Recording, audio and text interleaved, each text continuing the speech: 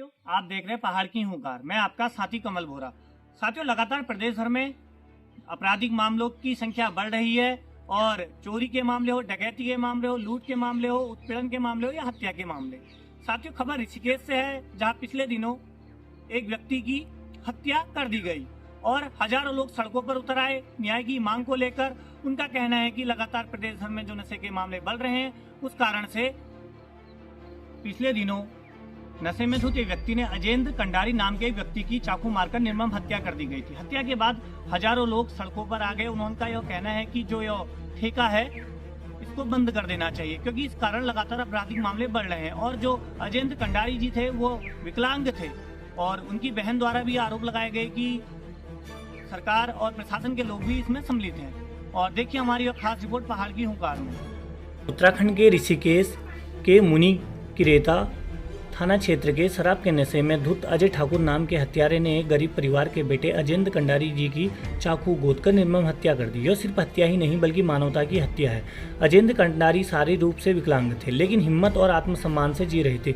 उनकी हत्या देवभूमि में खुले शराब के ठेकों का कड़वा परिणाम है। इससे पहले भी शराब के ठेके के कारण 4 निर्दोष लोगों की जान जा चुकी है।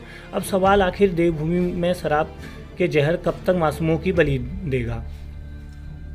अजेंद्र कंडारी को न्याय दिलाने के लिए हजारों लोग सड़कों पर आ गए और हत्यारे को जल्द से जल्द कड़ी सजा मिलने की मांग करी और साथ ही शराब के ठेके पर सख्त कार्रवाई और देवभूमि को नशे के जगड़ से मुक्त करने की मांग को लेकर दिन भर लोगों द्वारा बवाल किया गया। साथ ही 25 अक्टूबर की रात को अजय कंडारी जी की हत्या कर दी गई थी और उसके बाद से हत्यारा अजय ठाकुर के नाम के व्यक्ति को पकड़ लिया। पुलिस प्रशासन ने मामले की संज्ञान में लेते हुए अजय ठाकुर नाम के हत्यारे को पकड़ लिया गया और उसे पुलिस कस्टडी में रखा गया। पुलिस इस मामले की खोजबीन और जांच पड़ताल पर लगी हुई है। यहीं जनता का आक्रोश थमने का नाम नहीं ले रहा है। जनता का यह मांग है कि यह ठेके को बंद कर दिया जाए, ताकि इसी प्रकार से अजेंद्र कंडारी जैसे युवाओं की हत्या ना हो। और साथ ही उन्होंने अजेंद्र कंडारी को न्याय दिलाने की मांग करी। पुलिस प्रशासन की कस्टडी में होने के बाद से अजय ठाकुर को न्यायालय में पेश किया जाएगा और साथ ही अजेंद्र कंडारी की बहन ने न्याय की गुहार लगाई। देखिए हमारी एक खास रिपोर्ट पहाड़ की हुंकार। मैं किरण, अजेंद्र कंडारी की बहन।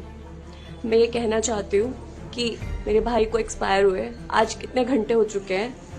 कल से और आज तक में इस प्रकरण में पुलिस ने क्या किया है, हमें इस बारे में कुछ भी नहीं पता है। हमारे पास सीसीटीवी फुटेज अभी तक नहीं आई है। अगर सीसीटीवी फुटेज का कोई मतलब नहीं है हम सबके जीवन में, इतना सब कुछ हो जाने के बाद, तो वो क्यों वो लगाए जाते हैं और उनका काम क्या है, हमें वो बता दीजिए। हम उन पे कितना भरोसा करें। हमारे पास ट्रस्ट करने के लिए कुछ नहीं है। या फिर जो आरोपी है उसके पॉलिटिकल कनेक्शन को हम ज्यादा सुपीरियर माने इस टाइम पे, और हम ये कहें कि वो सारे कनेक्शन बहुत अच्छे से काम कर रहे हैं। और क्योंकि हमारे पास ऐसा कोई कनेक्शन नहीं है जो पॉलिटिकल हो, ऐसा कोई सपोर्ट नहीं है, तो हम बैठ जाएं अपनी जगह पर। 10 लाख तो दुकानदार दे रहा है, सरकार का अलग है। सरकार को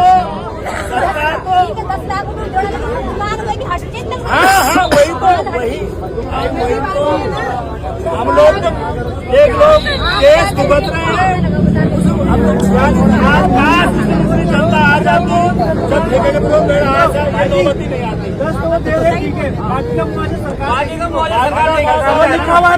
पूरा चाहिए। सरकार तो भाई साहब करोड़ दे सकती है, वो तो मालिक है, वो तो सब हमें तो सिर्फ उस दुकानदार से 10 लाख दुकानदार को वही मैं कह रहा हूँ। देखो भाई साहब, हमने एक रास्ता निकाला है कि यार इसकी आत्मा पवित्र आत्मा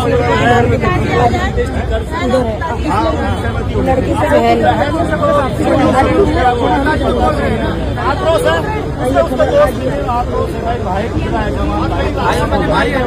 लेकिन आप सब लोगों को समझना चाहिए सरकार का मामला तो बिल्कुल अलग है।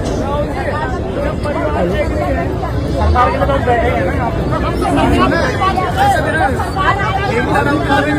है कि उत्तराखंड प्रदेश में लगातार आपराधिक मामले कब तक बढ़ते रहेंगे, कब तक यहाँ पर हत्या, चोरी, डकैती और किडनैपिंग जैसे मामले आते रहेंगे। क्या प्रशासन लापरवाही कर रहा है?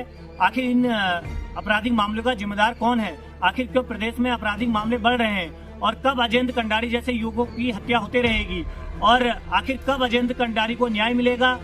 तो सबसे बड़ा सवाल यह है, आखिर इन आपराधिक मामलों का जिम्मेदार कौन है? देखते रहिए पहाड़ की हुंकार, और चैनल में नहीं है तो चैनल को सब्सक्राइब करें।